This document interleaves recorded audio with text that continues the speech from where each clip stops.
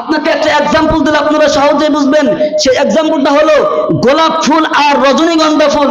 আপনাকে যদি আমি জিজ্ঞাসা করি অথবা কোনো বিজ্ঞ গুণা ব্যক্তিকে যদি আমি জিজ্ঞাসা করি এই গোলাপ ফুলের মধ্যে যে ঘ্রাণটা আছে আর রজনীগন্ধার মধ্যে যে ঘ্রাণটা আছে, দুইটা তুমি একটু ব্যাখ্যা করে আমাদেরকে বুঝায় দাও, ব্যাখ্যা করে একটু বর্ণনা করে দাও, কেউ বুঝাতে পারবে?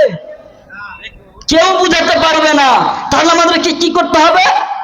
আমাদেরকে সে গোলাপ ফুলের ঘ্রাণটা আমাকে নিতে হবে, ঠিক কিনা?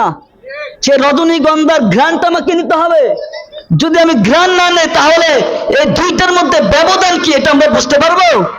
কখনোই আমরা বুঝতে পারবো না। ঠিক তেমনি ভাবে আপনি শুধু হাদিস শরীফ পড়বেন, আপনি যদি কোরআন শরীফ পড়বেন, আপনি স্কুল ভার্সিটিতে পড়েন, যেখানে পড়েন না কেন, আপনি পড়ার যে লেখাপড়া আছে এটা পড়ে আপনি কখনোই নমনীয়তা হতে পারবেন না। আপনি নমনীয়তা হতে গেলে আপনাকে অবশ্যই যে ব্যক্তি নমনীয় তার কাছে আপনাকে যাইতে হবে, ঠিক কিনা জোরে বলেন? যে ব্যক্তি ভদ্র তার কাছে আপনাকে যাইতে হবে।